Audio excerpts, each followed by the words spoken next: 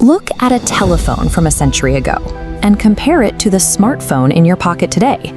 Or take a Model T Ford from the 1920s and put it next to a modern electric vehicle. In just 100 years, human innovation has turned global communication into a pocket-sized utility and made cross-continental travel a matter of hours. But look at a classroom from 100 years ago. The antique wooden desks, the rigid forward-facing rows, one person standing at the front, driving 50 distinctly brilliant minds forward with the exact same stick. The very system tasked with preparing us for a rapidly changing world is the one thing that has stayed frozen in time.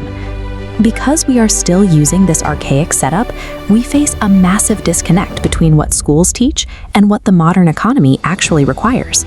We hand out degrees by the millions, but generate almost zero practical skills. This chart illustrates a recent government hiring drive in India. At the bottom, there were 11,000 open entry-level jobs for peons and cleaners. Up top, the applicant pool, 5.5 million people, and a massive portion held advanced degrees in engineering and management. When corporate HR departments evaluate these graduates today, they hit a wall. According to recent skill reports, over 50% of college graduates are functionally unemployable. They hold the paperwork, but they lack the basic communication, critical thinking, and adaptability required to actually do the work. But this is worse than economic inefficiency. By forcing every single child into a relentless academic race with no actual finish line, we are breaking them. Every year in India alone, over 14,000 students take their own lives. That is 40 kids every single day, crushed under the weight of a system that tells them their worth is dictated by a percentage score. When we see these worthless degrees and this staggering level of despair, we assume the system is broken. But the truth is more unsettling. This rigid structure was never intended to foster health or happiness. It was built to prioritize standardized, predictable output over the human lives caught in the machine. If you look back thousands of years to ancient education models like the Gurukul, learning didn't involve mass standardization. It required deep observation of a student's natural temperament. Education was customized entirely around an individual's innate capabilities. In the historical epic of the Mahabharata, the teacher Dronacharya trained 5 royal brothers. He didn't force them all to master the same weapon. He taught Arjuna the bow and Bhima the mace, leaning directly into their natural physical and mental strengths. If he had forced Arjuna to swing a heavy mace all day, the world's greatest archer would have been remembered as a failure. Imagine taking a generational athletic talent, locking him in a room, and judging his entire potential based on his ability to memorize trigonometry and historical dates. We would have robbed the world of a cricket legend.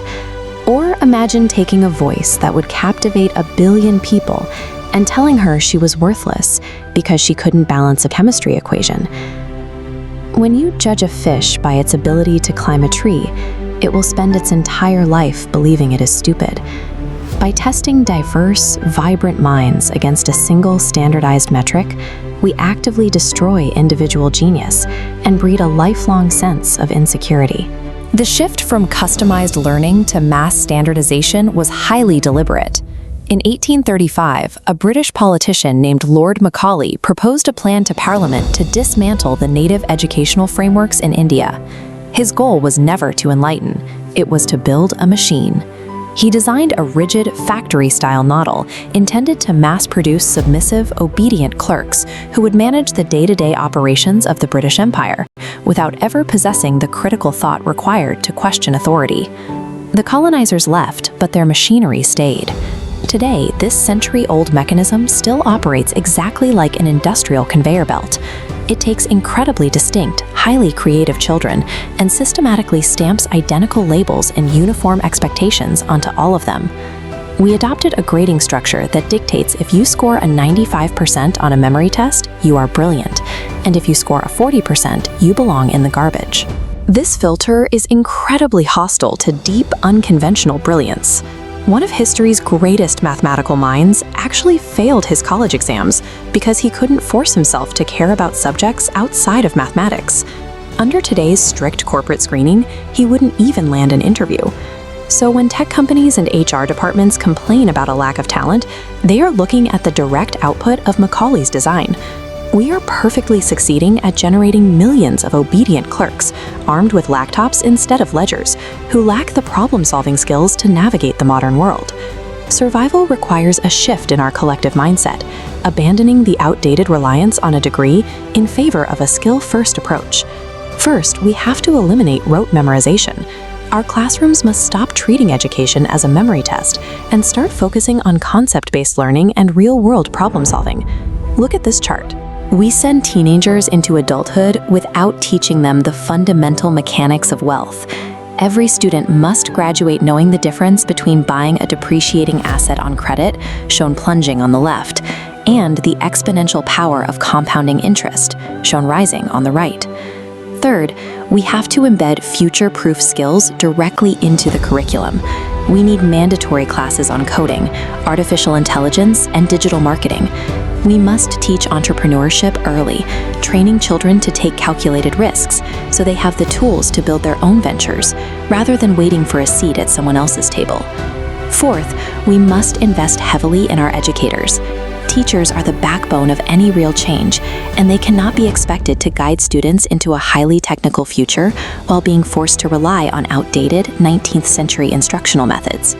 Finally, we have to teach emotional resilience. In a hyper-stressful world, instructing young minds on mental health management, negotiation, and clear communication is just as vital as teaching them algebra. Without these applied life skills, without knowing how to handle a failure, manage personal finances, or build a team, a formal academic education is a hollow shell.